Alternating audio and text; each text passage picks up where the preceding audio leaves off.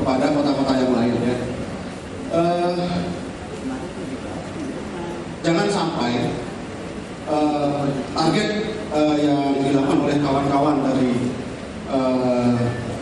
urban societies atau komunitas gitu ya, menjadi suatu pelegalan terhadap sesuatu yang ilegal.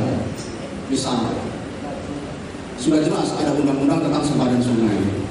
Kita tahu komunitas tadi itu hidupnya di sempadan sungai. Nah, ini kan semacam satu pengesahan secara tidak langsung. Kamu aman deh di sini, asal kamu melakukan sesuatu. Saya sendiri dengan arsitek sering tabrakan kalau sedang merancang satu pemukiman. Contoh, tidak dibenarkan dalam 150 meter sempadan pantai, apalagi di hutan bakau, ada rumah orang satu unit pun. Tetapi arsitek bilang, Pak, rumah panggung tidak ada alasan untuk tidak kita bikin, walaupun itu rapat. Kenapa? Di bawahnya toh tetap air bisa berjalan. Tetapi dari sudut pandangan seorang perencana ruang kota, itu tetap tidak enak dipandang, dan ada penyakit-penyakit lain yang memang didukung oleh ahli-ahli kesehatan masyarakat, tidak dibolehkan. Belum lagi ditambah kepada infrastruktur yang harus bertambah, gitu ya. Yang saya ingin kita bagi ya, satu lagi, kedua adalah saya selama pengalaman saya, kami juga mempunyai satu metode di mana metodenya adalah bottom up, kami mengenalnya. Yang ibu tadi yang menjawab bilang peran masyarakat sama, Bu, saya sudah tidak percaya dengan hal itu. Kenapa? Setiap saya melakukan satu bottom up ya, di mana persis seperti Bapak dan Ibu sekalian lakukan di RW 3 itu, peta saya runyam. Kenapa? Masyarakat yang maunya saya tinggal di sini, gitu kan. Bila perlu di depan rumah saya ada jalan yang bagus, seperti itu. Sementara kaidah-kaidah dari urban yang sebenarnya, planning dan desain yang sebenarnya itu sangat bertabrakan. Jadi harusnya ada satu program di mana program ini mengarahkan kepada mereka ini adalah untuk sementara gitu ya. Tadi sudah disadari kepada pembicara sebelum Mas ini ya, sudah disadari bahwa ini tidak bisa berlaku utuh 100%, gitu kan ya. Nah, harusnya ada satu sosialisasi yang kami tidak mampu melakukannya, para planner, adalah menyadarkan mereka bahwa kita salah menempati sempadan sungai. Lah, kenapa disebut banjir, gitu kan ya? Ya, memang itu tempat air dari dulunya, gitu. Kalau itu terjadinya misalnya di rawa-rawa di hutan di sana, airnya tergenang, tidak kita sebut banjir. Ya kan? Itu sebabnya kenapa di Jakarta ada yang bilang apa, rawa pening, rawa bangke, karena itu rawa-rawa gitu. Nah, setelah mereka dibiarkan, akhirnya begitu. Nah, jangan sampai kota rusak dengan program-program, mohon maaf, saya ngomong apa adanya gitu ya, dari hal yang seperti ini. Nah, harusnya ada satu yang mendorong mereka. Saya adalah orang yang tidak setuju dengan contoh yang dilakukan oleh almarhum seorang pastor di Kalijodo ya. Itu dulu jadi bangga-bangga hebat sekali. Begitu saya lihat di sana, ya itu umum, gitu. Itu tidak bisa dibiarkan terus-menerus seperti itu, cara seperti itu, gitu. Ini pandangan saya ya, pribadi ya.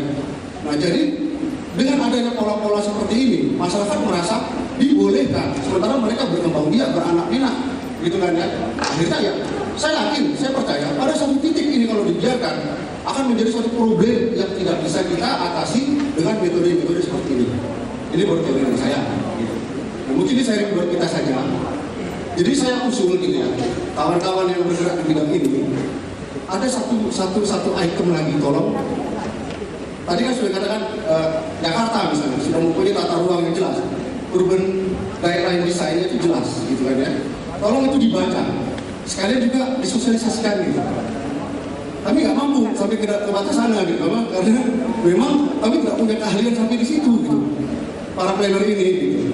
Demikian dari saya. Terima kasih. Ya, terima kasih Pak Imadan untuk catatan kritisnya. Mungkin nanti ada komentar dari para pembicara tentang ini. Silakan berikutnya. Baik, Assalamualaikum warahmatullahi wabarakatuh. Selamat sore, nama saya Yos dari Palang Merah Amerika. Saya ingin mengajukan pertanyaan kepada Bapak Komara dan Pak Iden. Ini terkait tentang sejauh mana sih menurut teman-teman tentang efektivitas mitigasi di tingkat lokal, baik katakanlah di suatu komunitas atau di tingkat kota, untuk ancaman bencana yang sifatnya lintas administratif seperti yang sering kita bicarakan das Ciliwung gitu.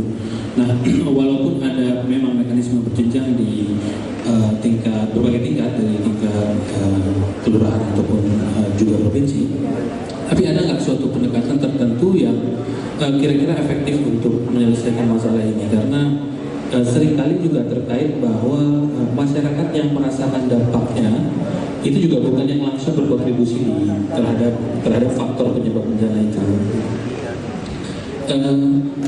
Kemudian itu yang pertama, terus kemudian yang kedua untuk Mas Panji, kalau bisa di-sharing best practice-nya atau pengalaman yang terkait dengan ini, Mas. Biasanya kita kendala dalam suatu pemberdayaan adalah pemberdayaan versus perut, khususnya di masyarakat urban yang memang hidupnya cenderung untuk mencari mata pencaharian dan lain-lain, dan bagaimana kita menarik partisipasi mereka untuk juga dapat terlibat secara efektif di dalam program pemberdayaan yang untuk kesiapsiagaan bencana.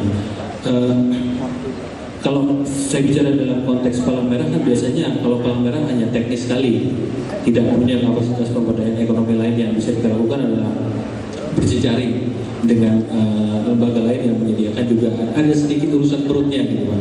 Jadi pemberdayaan perut ini bisa terselesaikan sedikit. Nah, tapi siapa tahu mungkin ada pengalaman dari teman-teman WVI berkaitan tentang ini yang juga dapat di-sharing. Terima kasih.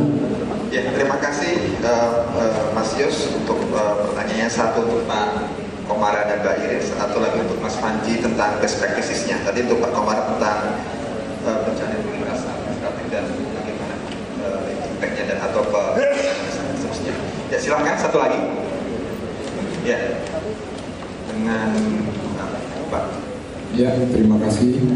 Nah, saya Ferdinand dari, ya kita buat nama seperti Pak Panji bilangnya Panitia Penanggulangan Bencana P3U Halim ya. Jadi P3U itu keluarga Angkatan Udara ya. Baru-baru ini Gubernur datang ke daerah Halim, di mana beliau punya pemikiran agar pada saat nanti bencana banjir itu Halim siap menampung korban yang ada. Nah, kami tentu sebagai keluarga Halim tidak ingin berdiam diri, walaupun kami sendiri sudah mempunyai tim penanggulangan bencana yang biasanya selama ini kami sifatnya kemanusiaan. Nah, pertanyaannya kepada Pak Komara, karakteristik bencana banjir yang ada di Pinang Ranti, Pondok Gede itu menurut Bapak seperti apa? Sehingga apa yang harus kami bisa persiapkan gitu ya. Kepada Pak Panji, peran apa sebaiknya yang kami ambil khususnya dalam pengembangan kapasitas kami sendiri dalam hal nanti berkoordinasi dengan pihak-pihak seperti World Vision maupun istilahnya dengan masyarakat sendiri supaya nanti terjadi satu kerjasama yang yang harmonis dan efektif gitu ya. Nah, jadi ini yang kami ingin dapat gambaran karena kebetulan dekat juga dengan Cawang itu ya. Jadi ini yang perlu jelas sehingga kami nanti dalam membantu tidak malah merepotkan begitu ya. Terima kasih. Ya, terima kasih Pak Ferdinand. Satu pertanyaan lagi. Nah, apa sih yang perlu dibangun, kapasitas apa yang perlu dibangun oleh masyarakat atau komunitas di Halim? Kemudian untuk Pak Komara, bagaimana Pak karakteristik banjir di Pinang Ranti, Pak? Ya, silakan untuk satu lagi pembicara terakhir ya. Halo, nama saya Rahma Damayanti dari PKPU Pusat Jakarta, beralamat di Condet dekat dengan Cawang. Mau membela diri sedikit dari Pak penanya yang pertama. Kalau memang itu ilegal, kenapa ada RT-nya, ada RW-nya, ada lurahnya? Artinya secara administratif diakui oleh negara, begitu ya Mbak ya?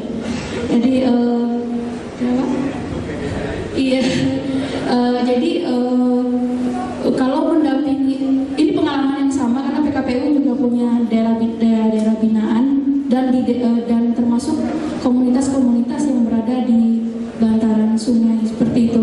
Jadi bekerja atas nama kemanusiaan kemanusiaan. Dan kalau memang semudah itu kita memindahkan masyarakat di daerah yang rentan, mengapa pemerintah tidak bisa? Itu pertanyaannya. Jadi kembalikan saja kepada pemerintah, mengapa pemerintah tidak bisa gitu ya. Tapi yang ingin saya tanyakan sebenarnya adalah mau sharing pengalaman dengan para ahli di depan yang sudah lama di NGO seperti itu.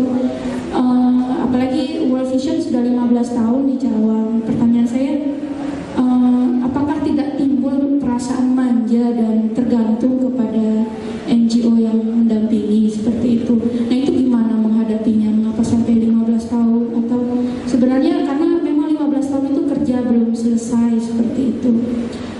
Karena kalau di kita mungkin tidak seperti itu. Yang kedua, pernah nggak dicoba ditanyakan kepada masyarakat itu, seandainya ibu kota dipindahkan ke Kalimantan misalnya, apakah mereka mau pindah gitu? Mungkin pernah ada penelitian-penelitian seperti itu seandainya pusat pemerintahan tidak ada di Jakarta, sehingga Jakarta tidak serentan yang tidak penuh dengan risiko-risiko kerentanan yang sudah diteliti. Terima kasih. Ya, masih boleh satu lagi tadi Mas, yang terakhir Mas ya. Ya, silakan. Assalamualaikum warahmatullahi wabarakatuh. Ahmad Murjoko, Ketua Umum Relawan Siaga Bencana Keluarga Besar Pelajar Islam Indonesia. Saya ingin minta perhatian saja kelompok rentan dengan korban bencana ini, khusus pada pelajar dan mahasiswa.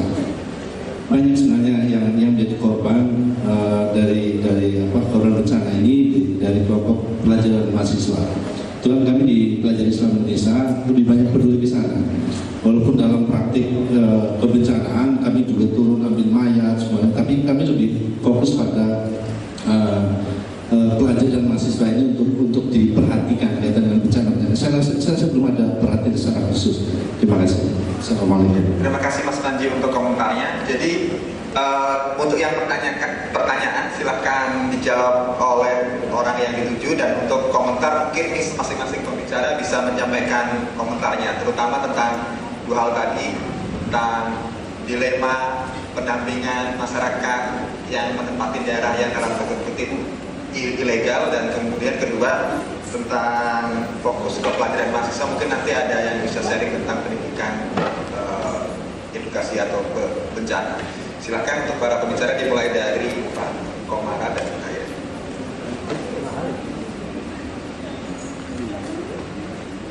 Ya, saya mencoba untuk menjawab pertanyaan dari Pak Yos terlebih dahulu dari PMI ya. Sejauh mana efektivitas untuk penanggulangan, sejauh mana efektivitas penanggulangan untuk bencana multi administrasi, gitu ya Pak? Ya, maksudnya sejauh mana efektivitas kegiatan mitigasi tingkat lokal untuk bencana yang sifatnya lintas administrasi? Oh iya. Misalnya ya, contohnya bencana apa tuh paling gampang tuh kalau kita sehari-hari dengar ataupun baca itu adalah banjir. Itu kan banjir selalu main salah-salahan antara DKI dengan Bogor gitu ya. Nanti tidak ada hujan, tapi ternyata di Muara itu atau di utara DKI itu tiba-tiba banjir, ataupun di Jakarta itu banjir. Itu katanya hujan di Bogor, kemudian banjir kiriman. Sementara itu Bogor juga tidak mau disalahkan, gitu ya. Kurang lebih seperti itulah. Nah, memang kalau jawabannya seberapa efektifnya, sampai sekarang ini belum efektif dan belum optimal. Sudah banyak badan-badan koordinasi yang ada di dibentuk oleh pemerintah kita, badan BKSP misalnya, badan Jabodetabek Punjur, itu ada bagaimana development bersama antar Jabodetabek Punjur, kemudian tidak hanya di isu disaster aja gitu, tapi di isu-isu pembangunan lain juga dia ada. Tapi pada kenyataannya hal itu tidak berjalan secara optimal. Bencana itu juga tidak hanya multi administrasi tapi multi sektor. Di di dalam multisektor saja di satu wilayah itu pun juga belum terkoordinir karena seperti tadi ada yang menyampaikan masalah data itu tidak terkoneksi, apalagi yang bencana dengan multi administrasi seperti itu. Jadi saya bisa menjawab di sini itu belum optimal dan tidak berjalan lah ya. Itu kami temukan juga jawaban itu pada saat melakukan FGD tadi di daerah-daerah, kurang lebih seperti itu. Nah, kemudian menjawab pertanyaan kedua Pak Ferdinand dari Halim ya Pak ya, mengenai karakteristik bencana di Pinang Ranti. Setahu saya kalau Pinang Ranti itu di daerah timur itu saya kurang tahu pasti apakah sekarang masih ada banjir atau tidak. Tapi yang jelas saat ini kan sudah berkurang karena ada BKT. Tapi realnya sampai saat ini itu saya juga tidak tahu pasti ya. Sebetulnya mungkin Bapak bisa memberi masukan kepada kami karena identifikasi bencana itu juga harus, saya rasa harus kedua belah pihak ya. Kalau kami tadi bisa menyajikan segala peta-peta yang menyajikan probabilitas bencana, tapi yang merasakan sendiri mungkin Bapak, jadi mungkin kita saling koordinasi untuk menyatakan bahwa bencana ini seperti ini, bencana ini seperti ini sesuai dengan karakteristik lokasi di tempat Bapak. Untuk lebih jelasnya, untuk DKI sendiri kami sudah memiliki database untuk beberapa bencana termasuk juga di daerah Pinang Ranti, Halim dan sekitarnya. Nanti mungkin setelah ini bisa kita ngobrol lebih lanjut Pak, apa-apa saja tidak harus banjir, mungkin nanti kita lihat dari sisi metode yang telah kami lakukan, kira-kira dia karakteristik bencananya seperti apa. Gitu. Untuk banjir ya Pak ya? Oh iya. Gubernur kan mengklaimnya dengan adanya BKT itu akan itu berkurang kan Pak ya? Nah, bagaimana Pak? Kalau di Bapak sendiri apakah merasa perubahan sejak ada BKT dengan yang belum ada? Atau gimana Pak? Warga Pinang Ranti, korban banjir nanti akan kami tampung. Jadi kami harus tahu nanti kayak apa. Oke. Ya Pak, nanti mungkin.